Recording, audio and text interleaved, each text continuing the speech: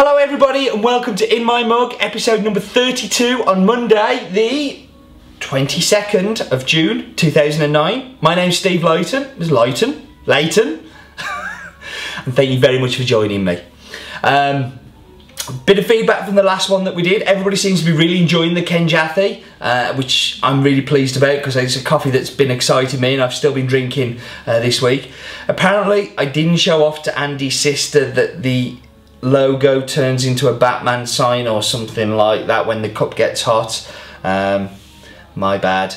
If you didn't watch last week's, I used Andy's cup, and Andy's the new guy who started with us. His sister bought him a cup that turns into a Batman logo. It's all very confusing, but yes, very in joke, but sorry to Andy's sister. Okay, the way we roll on In My Mug is to talk about the mug. And my mug is a present that I received yesterday, with yesterday being Father's Day. Funnily enough, from my son Shay, who is currently in Germany.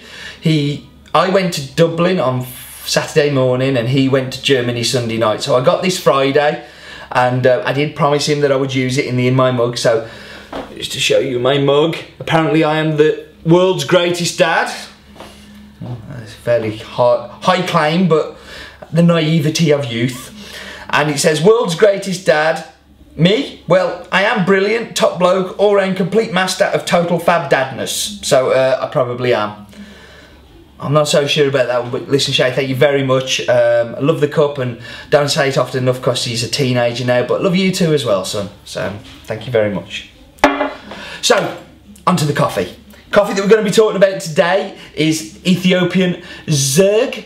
I think it's Zege, I don't know, but pronunciation isn't my thing, as we have well established on this In My Mug. But it's a coffee from Lake Tana in Ethiopia, and something that came as a little bit of a surprise to us, so going to be an interesting one. So let me get things on the go first before I start talking about anything, because I want to get the brewing.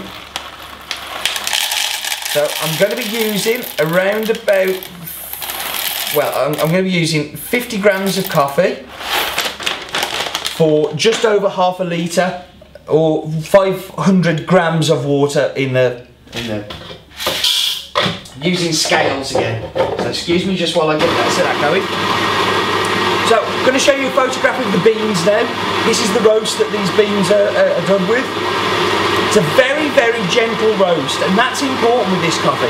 I've actually changed from when we first stocked it to how I roast it now. This is a medium roast coffee, no more, because you do and you lose all of this fab fruitiness that's in there. And a lot of the reason why it changed was we actually found out something different about this coffee after we'd started stocking it. Excuse me.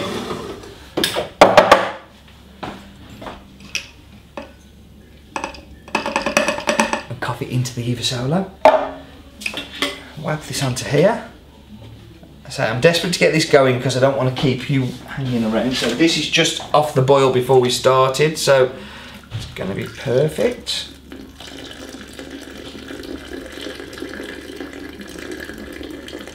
Excellent. Into there and just let that brew for a while there. Wipe the scales off. So yes, when it first came to us, we were told this was a washed coffee, and I tried it and I kind of went, this doesn't taste washed, this is so natural.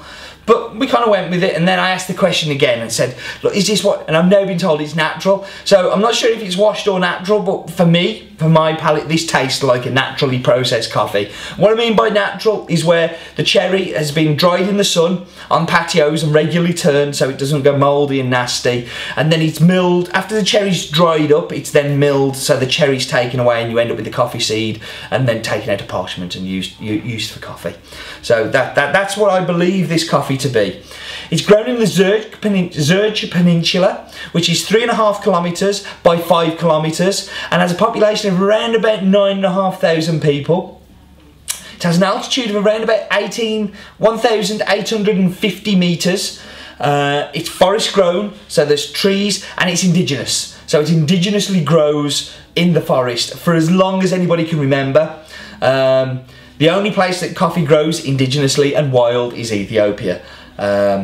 Everywhere else it's been transported from plant stock originally found in Ethiopia, so it's believed.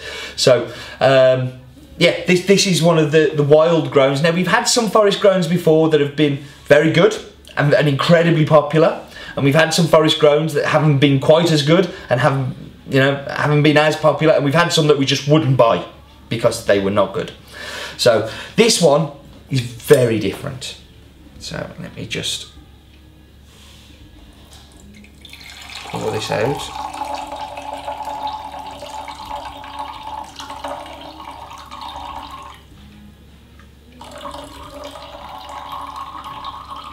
Sorry, excuse the silence while I'm pouring coffee. So, time for the snozzer in the bowl. So get the snozzer in there and see what we find. So, okay, straight off you get a real nuttiness. And I don't think the nuttiness I'm going to find in the cup. In fact, I know this coffee quite well now, so I know we're not going to find the nuttiness in the cup. A little bit of this comes down to the roast style, because it's so light, because it's so gentle. You can smell a little bit of wood, and it's kind of not bad wood, but kind of, it's like fresh, kind of freshly cut wood, and got a real, what's the word? It's like cherries, but it's like alcohol cherries, something that's been soaked in alcohol, and got an alcohol kind of tinge to it. So really looking forward to it. So let's dive in and let's see what we think.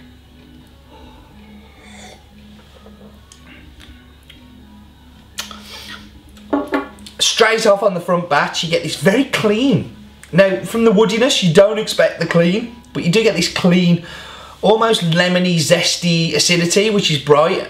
And I go, oh no, this isn't going to be good. This is going to be great brewed coffee, but not great espresso. But then all of a sudden, it takes a right turn, and a big sharp turn into funky.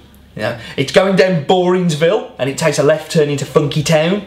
Because in Funky Town, it's got this kind of booziness, this, what we were smelling on there, this cherry. Lots of cherries on the side, and I haven't really had that cherry before. And almost like a red wine tannin, which is kind of like filling the sides of my tongue, filling like with this big, bold taste. So it's almost like a fruit tea. Like a cherry fruit tea, but that's had some sherry poured into it and a little bit of wood, and kind of, it's very, very complex. Reminds me incredibly a lot of some of the Beloas that I tried while I was in Atlanta, and I fell in love with those Beloas. I was like, these are great, and I really like this. And the Achaya, oh God, my pronunciation is so rubbish, but the Achaya, I'm going to put the spelling up underneath there. It's like those, the naturally processed ones of those, which are kind of really funky, really lively, kind of got lots of character to them. And this is right up there with them. I was so excited when we found this on the cupping table. I was expecting so little and got given so much. Really, really want you to try this. If you haven't tried it on the subscription packs, why aren't you subscribed to the subscription packs? I'm going to put a link up for those first.